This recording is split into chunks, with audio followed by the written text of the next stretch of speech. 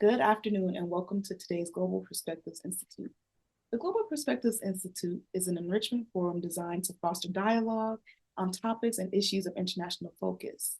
It increases knowledge and understanding, creates international networks, aids in social transformation, and generates new ideas and solutions. Our for today will be highlighting young professionals and the impact that they have on our world. We have a ton of individuals who have worked with GTA, and we're excited to hear about the impact that they are leaving on their communities and in the global field today. The first person I'm going to allow to introduce himself is Miss Nadia Harden. She is currently an intern here at Global Ties, Alabama. Nadia, go ahead and introduce yourself and let us know how long you studied in Korea and what drew you to your interest in public policy. Hi, my name is Nadia Harden. I'm currently a freshman at Oakwood University studying international relations. I am, like Kezia said, an intern currently at Global Ties Alabama. I had done self-study for Korea for about 3 years, and then I got into the National Security Language Initiative for Youth program to study Korean over the summer in Seoul for 6 weeks during the summer of 2022. My interest in public policy really began with my interest in Korea and Korean. As I was studying Korean, I got to learn more about the culture and the history, and I started to really look at the foreign policy that was implemented during the Korean War. And so that really got me into studying East Asian affairs and foreign policy, and like being able to go to Korea and go visit the DMZ really like sparked an interest in foreign policy and gave me that grounding that I needed to be able to pursue a career in international relations. Next, I'm going to pass it over to Mrs. Melody Shaw, who's an Auburn University graduate, and she is a rising Japanese translator. Melody, go ahead and let us know about your interests and what drew you to the Japanese language and just Japan in itself. Yeah, so hi everybody. My name is Melody Shaw, and I just got back from spending 2 years abroad in Japan, primarily teaching English and working with the Board of Education through Sister Cities, Tuscaloosa. Prior to that, I was an English literature major at Auburn University, and I did Japanese translation at that time as well for Sister Cities, Birmingham, and other engineering facilities across Alabama. So what really got me into Japanese language was, I guess I'd always loved languages in general, but I kind of heard Japanese in a song, I think when I was like 12 or so, and thought, man, this is a beautiful language. I really want to learn this. So started kind of self-studying then, but didn't make a lot of progress at first until I started talking with people more when I was in high school through pen pal programs. And what really just draws Japan to me, like what I really enjoy about the Japanese culture is just how different it is and just how different those kinds of socialization cultures can be. So I just love getting to talk with people from all over the world, and I just love learning from everyone else too. So yeah, that's, I guess, a little bit about me. It's nice to be here. Nice to see everybody. Thank you, Melody. Next, I'll pass it on over to Joseph Kwan, who Joseph, I've been had on speed dial the past few months. I'm thankful for his willingness to always partner with Global Ties and our initiatives, especially for our youth programs and our entrepreneurs that come from Europe. Joseph is currently the president of Alpha Kappa Psi at the University of Alabama in Huntsville. Joseph, go ahead and tell us about the industry that you currently work in and what drew you to your field. Absolutely. So first, thanks, Kezia. It's a two-way street. I love GTA just as much as hopefully y'all like me. But yeah, so I am also I was the program manager for the Hudson Alpha Ag Tech Accelerator Program, which is an accelerator that has to do with venture capital. And that really brought me to, got into that industry just because I love entrepreneurship and I love helping other people. So all venture capitalism is learning how to help entrepreneurs, which I think is super interesting. And that's really what drew me to GTA was when I met Kezia and I met Ms. Shipes through Waitili and Wiley, and I got the opportunity to help some of these international founders with some of the entrepreneurial endeavors that they were working through, I realized that these companies and these people have the potential to change the world, and the fact that I can be a part of that is just it's super exciting. I love stuff like that. Thank you, Joseph. I always love your excitement. And lastly, I'm going to allow Miss Elena to introduce herself. She is no stranger to GTA. Elena is currently a Human Rights Policy and Engagement Officer. So Elena, tell us a little bit about how you got involved in this industry and what drew you to this field. Yeah, thanks. And great to be on this amazing panel as well. So I am a Human Rights Policy and Engagement Officer. I work for the UK government in the Foreign, Commonwealth and Development Office. I've been working in, I think, foreign affairs for about like 4 or 5 years now. Started off at the British Embassy in Washington, D.C., and then moved to London, where I took on a few roles before getting to this role, which is my human rights role. So what is a human rights, policy and engagement officer? I mean, it sounds really big, but what do I actually do? So a couple of things. One is I look at human rights in other countries. The UK has a list of human rights priority countries where we look at the human rights advances, but also some challenges in countries. And we kind of inform posts on what they can do and provide human rights support. We also look at international justice. So that's anything from the death penalty, arbitrary detention, in transnational justice. So a lot of those key policies from a human rights perspective. And then the third thing is on the multilateral field. So working very closely with the United Nations Human Rights Council on resolutions that come through, making sure and just checking for human rights language, and making sure that we're agreeing to what the UK is signing up for as far as the HRC. So lots that I do, lots that I cover.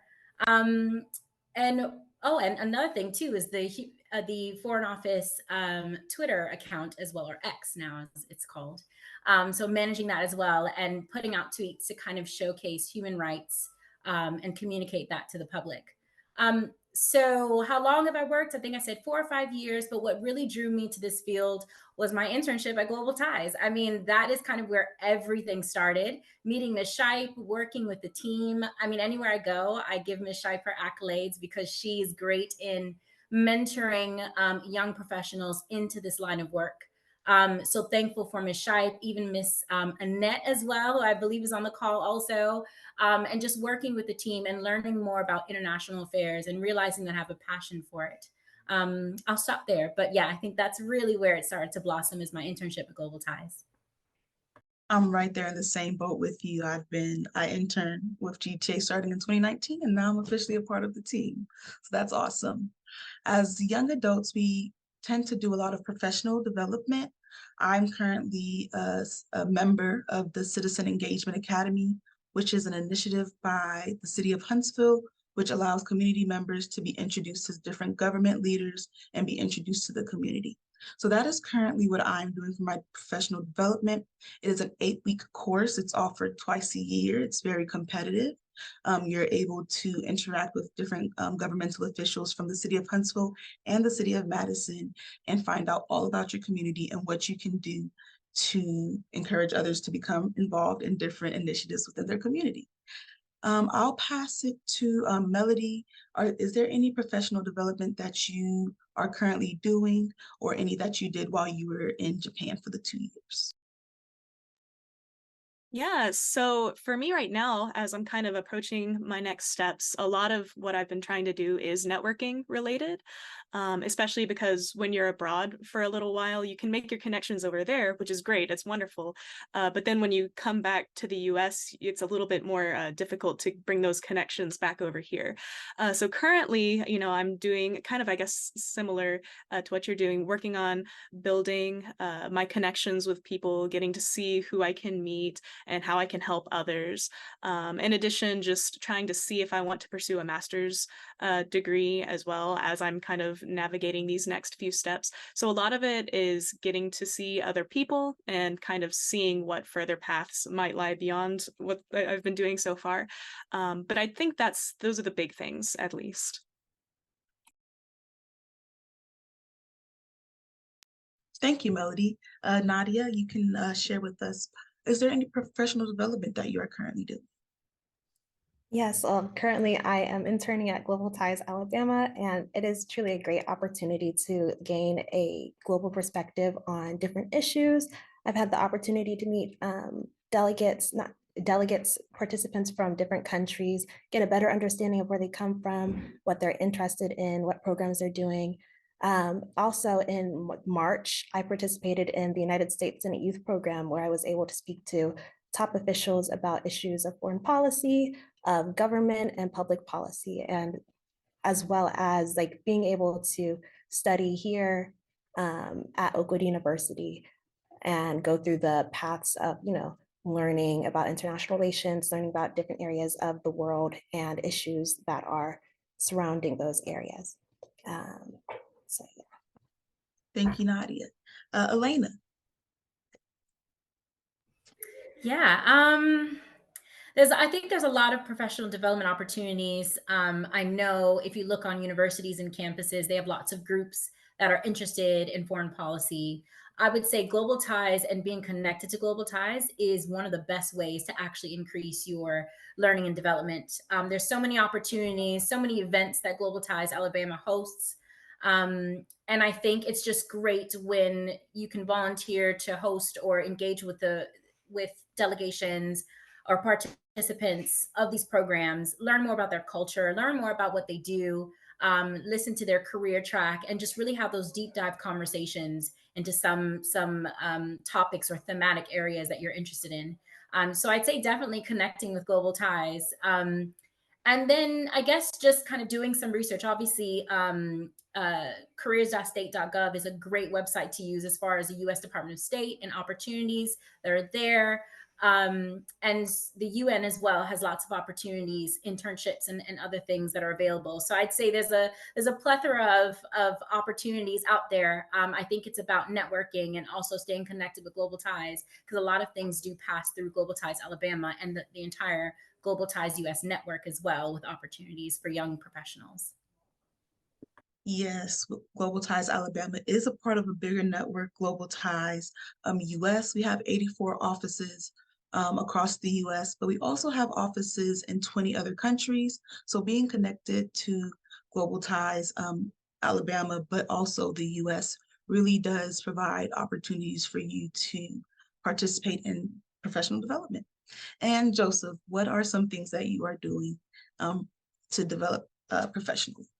Definitely. I think the main three things I've tried to do was being a manager at a venture capital firm, working as a research assistant for one of my professors, and then also starting and being president of Alpha Kappa Psi, the academic fraternity. All of those things really just had to do with growing either my networking ability through my networking or through the opportunities with venture capital. I met people like y'all with GTA. I've met a lot of various very really cool people that I thought I'd never get to meet, and I immediately made my LinkedIn as pretty as it could, and I would start sending out LinkedIn requests like crazy. So I think networking is really something that I tried to do. And then with for my research assistant position, being able to learn to stick to guidelines, understand what it is the professor that I'm working with, what they're looking for, and making sure that I try to meet that need as an assistant has been really helpful for, I think, for the future when I have bosses and things like that have deadlines that need to be met. And then starting and running Alpha Kappa Psi has really shown me what it takes to have a vision as a leader, to impart that vision on the members that you're leading, and then to be able to constantly kind of put your pride away and be able to see what works, what doesn't work, and try and just basically be not only a better team manager, but a better manager for the future. And I got to shout out GTA. I did not have a passion for an international aspect. I really only thought of from a US perspective, but because of working with GTA, working with all of the international founders from Waitili, Wile, and just having Alpha Kappa Psi giving a tour for the Leaders of Tomorrow just this past week, it really, I want to pursue some type of business on international scale, kind of like what you're doing, Elena. Like, you're already doing some of that awesome stuff. I would like to kind of get my feet wet in that as well. So yeah. And Joseph, we just thank you for your openness to learn more about the international scope of work that we do. A lot of people don't understand the path that you can go on once you start in international relations, but it's a cool opportunity. Okay, so I'll leave this open to whoever wants to jump in first to answer. The next question is, what inspires you most? And what is it about life that brings meaning and purpose to your cause and the industry that you are currently working in? I know for me, I went on my first exchange back in high school, and I've been in the international relations field ever since. It was having that opportunity to experience another culture, but also be open to networking with others that really got me inspired to continue in this work. What brings meaning to me is just being able to, a lot of times we're not able to leave our home city, our home state, but being able to connect with other individuals who come here so I can learn about their culture is one thing that inspires me. So I'll leave it open to whoever wants to hop in first and answer what inspires them the most. Sorry, Casey, I just wanted to go back to the previous question that you asked about professional development, because I actually liked something that Joseph actually mentioned. And it's kind of picking up on some of those soft skills. So obviously we talk a lot about education, learning these thematic areas such as human rights, humanitarian affairs, child rights, for example, so many things. But some of the soft skills, I think that we kind of overlook. For example, public speaking, working with a team, leadership. A lot of these skills actually come into play, especially when you get into the workforce and you're kind of thrown into a project or a program that you need to deliver. And how do you manage that? And I think utilizing opportunities to join different clubs at your university or local community, and then also taking opportunities to do public speaking somewhere, presenting on a subject or a topic. All these things are really helpful to build kind of those soft skill knowledge, that soft skill knowledge that you will need when it comes to the future. And also the really important thing is collaboration and working with a team to understand the priorities and the steps that you need to take to actually fill and fulfill those priorities. A lot of the times, especially working in government, you have lots of priorities within the overall government, but then certain departments or maybe certain teams have certain goals as well. And understanding, seeing the bigger picture, how can you align what the work that your team is doing to the wider goal is super important. So again, some of those soft skills are really important as far as professional development. Yes, we definitely have to work on our soft skills, because that's how, the basic form of communication. So as long as you know those soft skills, you can really communicate and network to your best ability. And with that, Elena, we'll go ahead and start with you on what inspires you the most. Yeah, and thinking about this question, so I'm a graduate of Oakwood University, so woo woo. Yes, OU. Um, and I think at Oakwood, I was a social work major. And I think the biggest thing that inspired me was people, understanding, meeting the people's needs, and seeing how I can then meet those needs and incorporate, whether it be programs, projects, whatever it might be. I'm very big on community. And I think that's what interests me in international affairs, because you're dealing with large communities and trying to figure out how you can help those who actually are in need. Um, I think that really inspires me the most. Just waking up every morning and knowing that I have an opportunity to help influence a policy or something on the United Nations side with the UN resolutions.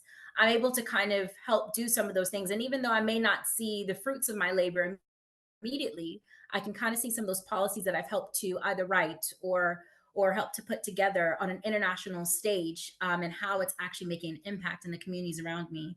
So I think that is really what kind of like gets me out of bed in the morning to really help others overseas. And yeah, just all about that community and being that global citizen is really important. Great, thank you. Nadia, would you like to hop on and say what inspires you the most? You're just getting started in this field, so tell us what has inspired you. Yes, of course. I'd like to piggyback off of Elena. I think that the people that I meet along the way are truly the most inspiring part of this entire field. So I did Model UN in high school, and I believe that my interest in being able to share my interest with others is also a great way of being inspired. because you get to see people's growth and their love for like those fields grow as well. So I was the president of Model UN, and I got to like present resolutions. We got to debate them and really get to see in action how our thoughts and how our ideas develop over time. And that's really inspiring to me. And I'm working at Global Ties right now as an intern, and I've got to meet so many wonderful people, Kezia, Ms. Shipe, and those people, like they're really inspiring.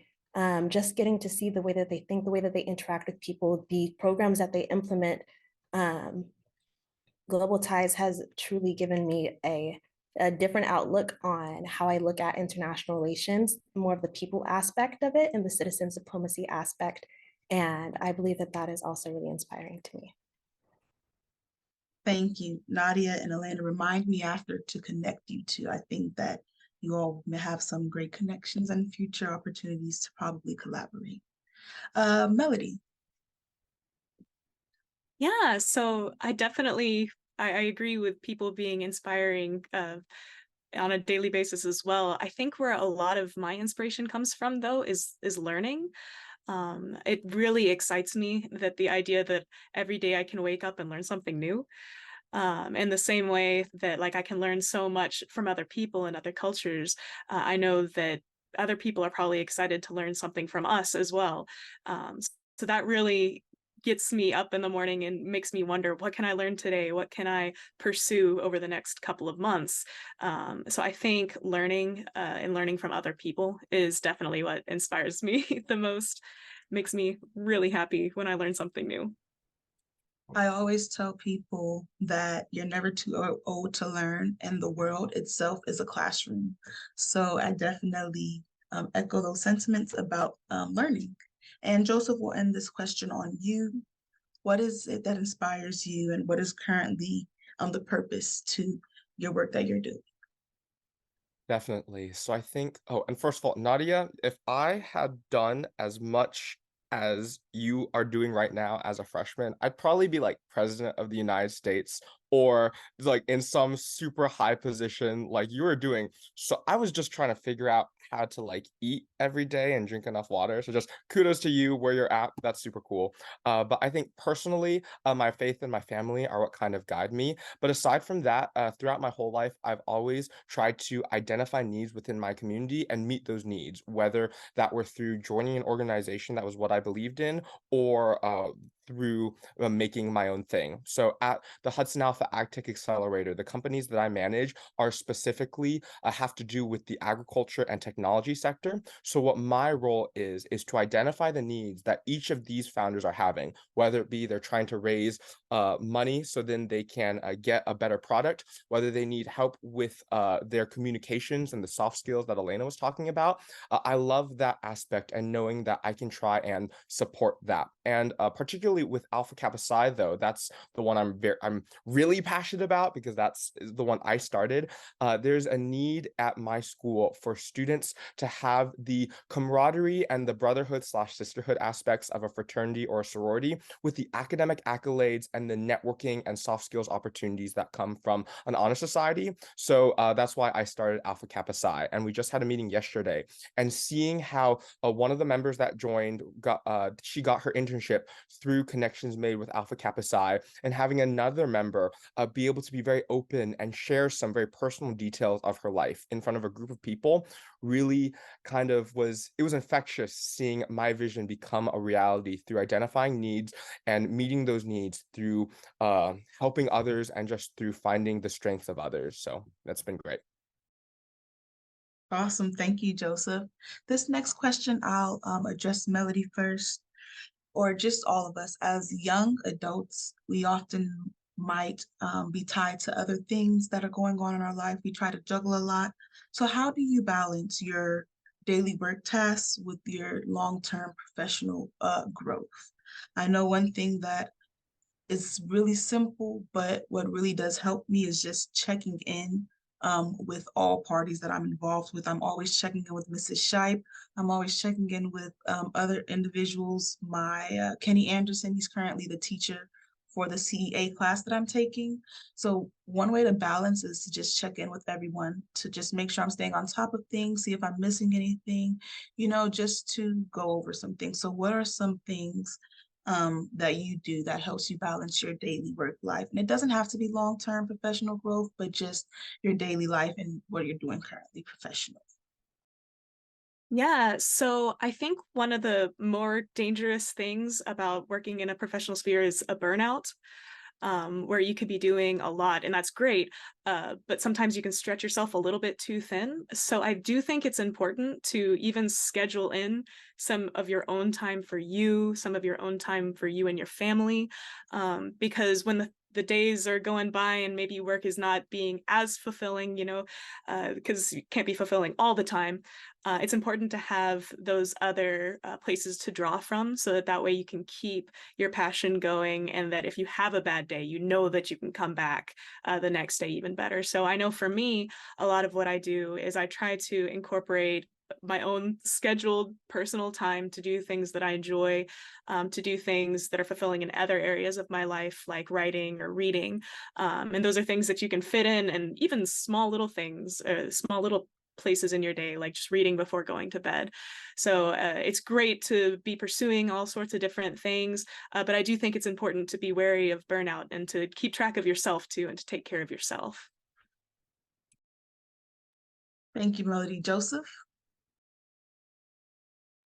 Definitely. I think that's the most important thing, is what Melody brought up, is just having burnout. Like, I ended up having to take a little bit of a leave from my job at the venture capital firm, because being a full-time student and a full-time employee and manager, and then also having Alpha Kappa Psi and being a research assistant, working 80 to 100 hours a week was something that just was not sustainable, regardless of how much I tried. So I think for me to I think burnout is definitely the root of a lot of the problems. I think for me to be able to handle that is to really look at my priorities in life, which requires a lot of just introspection and asking myself, what's most important to me? Is it this job? Is it family? Is it school? Like, what is it?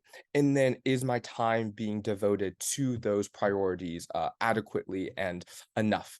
And if those are the case, then it's generally pretty good. And then aside from that, I go on a lot of walks, and I also have I have a little dog. Her name is Joy. I named her that because she gives me joy. I hang out with Joy a lot too. So those are, yeah. But we're still working on it too. Like, there's plenty of times where I'm just like, this is a lot. I'm just gonna, oh, I like naps. I love naps. If I get too overwhelmed, I might just take a nap for an hour or two. And it doesn't necessarily make me feel any better, but I know that having that nap is able to give my brain a little bit of rest and let my subconscious kind of sort out some of the details for me. And sometimes all you need is a little bit of rest. Nadia? Yes, I also really love naps as well. They're a great reset for when I'm feeling a little bit overwhelmed. I think that right now is a transitional period for me. Just coming out of high school, and now I'm a freshman at Oakwood. The workload changes from what is commonly known as like easier high school work to like upper level classes, upper level work. And so I find that I need to really ask for advice from others who have been in my situation. So I have my sister who's a senior at Oakwood University who I so often like go to for advice. I'm like, hey, listen, I have this class. My work is loading up. How do you think I should go about this? What did you do when you were in instances like that? And how can I do better? I also am able to consult with my professors as well and ask them what I can do to do like better in their class, where I need to grow, because there's always room for growth at this time and like throughout all levels of life. And being able to ask for the help when you need it, I think is one of the best ways to implement that growth, asking for advice in situations where you may not know what to do. Um, and so me as a freshman, I have tons of room to grow. I've caught myself lacking at times, like, oh, this work has piled up. I need to like get on that. But also when things get a little too hectic, I'm able to also consult with my friends and ask them how like their lives are going, and really be able to like trade notes. trade methods, and find out like what works best for me at this time. We gotta love our older sisters. Elena, we'll end with you on this question.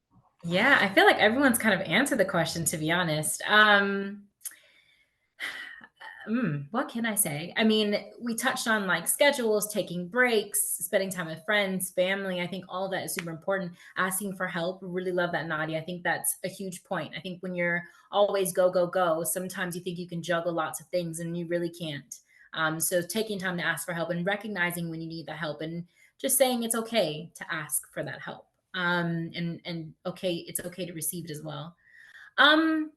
I think for me, well, job wise, I'd say when you're getting into that field, that professional work environment, take leave, take some annual leave, travel, take some time to just enjoy maybe the surroundings that you're in, or maybe like taking a weekend trip somewhere. I think that's important because sometimes like we just think, okay, well, if I just work a little more, if I just answer this last email, but then that email piles on. It kind of is a snowball effect, right? So making sure that you're setting boundaries for your own self, right? And then, taking that leave or taking those vacation days, whatever it might be, and really just exploring the areas around you. I think that's super helpful. But yeah, I think I'll stop there because like I said, everything has really been said that I would say. But yeah, thanks. I think if I could quickly add to, I think because this whole group, all of us, we will have no problem striving to achieve the most that we possibly can and getting the most out of life. For me, it's been balancing that with like forgiving myself when I'm not able to be in everywhere at once, or when I'm trying to do all of these great things and maybe some details fall through the cracks. As I've gone from a student to like a worker, and now back to a student, I've seen that there are times where people rely on me, and that puts so much pressure on me to be able to perform, because not just myself who has these goals, it's other people that are as well. But then even then, for me to still say, as long as I'm doing my best, even if these mistakes happen, like they're mistakes, I'm learning, and just like give myself one of those little mental hugs. Oh, can I just jump in there as well? I honestly, Joseph, love those points that you're saying, because I think sometimes society will also kind of have, and society could be your family, your friends would have kind of timetables for you, so you should be successful at this time. You should, do this at this time. And you kind of compare your journeys to other people. I'd say definitely don't compare yourself to anyone else. I think for me personally, like I realize that success looks different for different people. The journey there is different, but the destination there is, I'd say, the same in terms of feeling that sense of successfulness. But also to remember that success is not necessarily a destination. It really is a journey. So there are different things that you can be successful in, different peaks and troughs that you'll have within your career. And just not being so hard on yourself, like accepting and being content in where you are, because whatever job you're in now, wherever phase you're in now in your life, this is where you need to be. And whatever it is, learning the lessons that you can take now, because when you get to that next level, you're going to need some of those lessons that you probably kind of overlooked, right? So maybe you're doing you're in university now and you're kind of writing long papers and you're like, oh, this is so tiring. But then let's say once you start getting into your career and your job, all those writing skills come back, and they're exactly what you needed for the time and to make sure the task is completed. So yeah, I'd say don't overlook some of those small things as well that you're experiencing now, because they will be valuable in the future. I've definitely had to give myself some grace, especially as someone who wants to do more, be involved in as many organizations as possible. I have to understand that I can be involved, but sometimes, like we mentioned, sometimes you do need a break, or you just need to take a step back. So that is where that grace comes in. The last question and this next question kind of go hand in hand. One thing that I've had to set as a boundary for myself is I always tend to do more. I commit more than when I'm asked. And, once you start doing things as kind of expected, I've had to set a boundary on my time, because it was taking over my mental, I would wake up in the middle of the night and like, oh, let me think of this, let me write it down. And it'll just interrupt like my day to day because I'm trying to do so much. So I've had to literally tell myself, Kezia, it's okay to take a step back. So now one of my non-negotiables is my time. I'm only required to work a certain amount of time in the office with my boss and other organizations that I'm a part of. You know, we have a schedule, and I've told myself that, hey, maybe you can give yourself 2 hours after you're off the clock to, you know, work on a certain project or do this certain event. But after that, I've had to give myself a hard cutoff because it was negatively affecting myself. So now my time is now a non-negotiable, and that was just me, that I was doing my jobs. They weren't asking me to do more than what I was doing, but just in my head, I wanted to do more. So I'll open this up to anybody who wants to answer. What are some of your negotiables and non-negotiables currently? And how do you manage?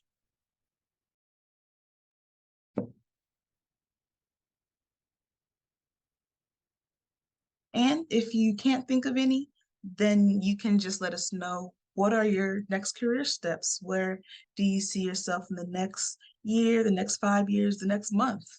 What are your next career steps? I know for me, I would love to stay a part of the Global Ties US network. I'm from Alabama, so I've been here quite a while. So I'm ready to get out of the state, but still be involved in the work that we do in our network. So my next steps are to simply still be involved in the international realm scope of work. So once again, what are some of your negotiables, non-negotiables, or what are your next career steps? So I think for honestly, there are a ton of things that are non-negotiables for me, just because if you're a very persuasive person, I'll be like, okay, yeah, I can do that. That makes sense. But definitely what you were saying, Kezia, is my time. There is a certain amount of, I think that I'm good at what I do, and I will give my best to the company or the professor or what have you, and I will give my best for as long as they need me to. But there's a certain point in which I feel that there's like some professors or people that I've worked with have asked for too much, and that's when I'll kind of be like, no, that's not really negotiable. Also as well is the character of the person that I'm working with. So there have been several investors that wanted to invest in the companies that I managed over, but I did not want to work with them as people, like regardless of how much clout they brought, how much charisma they had. There was just one part of them, not saying anything negative about their character, but just something about them that I did not want to work with. And that to me is non-negotiable. Also salary as well. That one for me, now that's I guess that's negotiable depending on the benefits and everything like that. But as an early as a person who's just getting out into the workforce, I have like imposter syndrome. It's like, I don't know anything. I'll take anything just because there are people that are doing way more than I have for way longer, but I realize I have to value myself to an extent. And now that I have had this position, I have a market value, and that's more or less a non-negotiable because I feel like I value myself, and I think the skills that I have is worth what they were paying me. Basically, I'm worth my job. And the next job I have, I would, assuming I'm growing, assuming I'm doing my best in that job, logically speaking, I should be worth at least a little bit more, or at least that, because time and if I've grown in that position. So time and salary, I would say, are probably two most non-negotiable things for me. Yes, thank you, Joseph. Anybody else cares to share? I'll jump in. I think for this question, it's very interesting. Like I said before, this is like a transitional period for me. So I'm like learning myself as I'm in my freshman year of college. And so like learning what really works for me and what doesn't. And I find that I've always had a tendency to overcommit myself. Like, oh, sure, I can do that. Like, oh, you want me to do that? Well, yeah, of course, that's fine. And then looking at the after effects that it does take a toll on like my mental health and just like how I work on my other things, because work does have a tendency to pile up if you neglect it, or if you overcommit yourself. So I do think that, like Kezia and like Joseph said, that time is something that has to become a non-negotiable for me. Um, just because like time is something that's really important when with everything, with like your work, with your commitments. And I think flexibility at this time is also really important.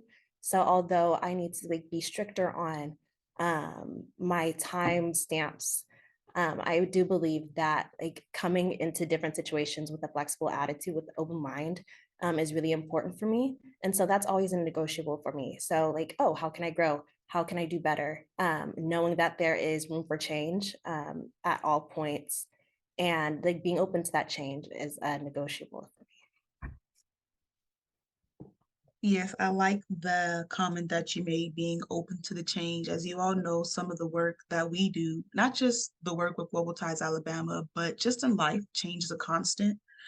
So just being open to those changes, being open to hear things that you may or may not like from someone is definitely something that is needed in the professional industry. Elena or Melody, did you have anything to share on that? Yeah, I think non-negotiables are definitely things that are part of who you are, your core values, your morals. I think within my career trajectory, I've definitely seen where people have sacrificed or negotiated with the morals or beliefs that they stand for. And the result always didn't turn out great. So I've kind of learned from that to kind of stand on what you believe, no matter what. Because my beliefs and morals aren't negotiable. I think everything else can be. So, yeah, I think everything else outside of just your morals, your standards, what you stand for, even your reputation. So if you're about to go into a career or about to make a decision that will impact negatively your reputation, your morals, what you stand for, you may want to rethink that, because even though it may not seem like there are any consequences now, eventually as you go along your career, it's something that kind of eats away at you, right? So I know, like, for example, just looking at government in general, and kind of government in the UK, when things arise, how people stand up for, saying, no, I don't think we should make this decision as a UK government. I don't think we should go on this route because it goes against X, Y, and Z, right? So understanding that they're standing up for what they believe in, despite the impact it may have. Yeah, I really love what you guys said about time as well. I think that's super important. So setting those boundaries, kind of having that cutoff point, Casey, like you mentioned, that cutoff point, just to kind of spend time with family and friends, because that's also important as well. That work-life balance. I know we talk about it all the time, but it is so important, and it really does help as you're going along the way. So yeah, I think that's probably all for me. But yes, that's kind of negotiable, non-negotiable. It's definitely an interesting question when I saw it. Something to think about. I did want to, because I've agreed with pretty much everything that everybody has said. The only thing that I would add on, even just slightly, is that it's important for me personally to know that whatever I'm doing is having some sort of impact somewhere. So I think one non-negotiable for me would be doing something that I know can actually make some sort of difference. It might not be for a whole big country, but it might just be for one person.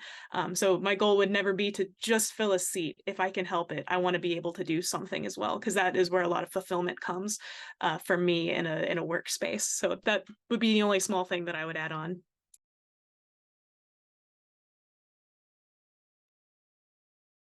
I know that, I hope it's okay if I speak for myself and my team. I know that the impact that you all are making on your communities, your smaller communities and your larger communities is needed. I know sometimes as young adults, we get busy, we want to do a few things. Sometimes we're overwhelmed with stress. Sometimes we're still trying to find exactly what our niche is or what direction that we want to go in. But I'm just thankful for each of your the roles that you all play in the international relations field. The citizen diplomacy that you guys have shown is tremendous. So I'm very appreciative of that. And I know Mrs. Shy would be sitting back here in her office just smiling away to see each of you all and hear you all today. So thank you so much for that. We're going to go ahead and end for the afternoon, and we're thankful for everybody who joined today. We invite you to join us for our next Global Perspectives Institute on November 28th at 1 o'clock, focusing on a year later, an update on Ukraine.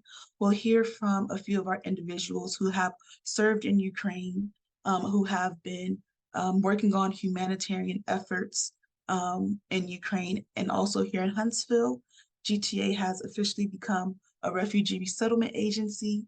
And so we've worked with a lot of Ukrainians as well as other displaced individuals here in Huntsville, not just Huntsville, but all of Northern Alabama. So we invite you all to join us on November 28th. If you have any questions, please feel free to give us a call. And thank you all for being here today. Have a good afternoon.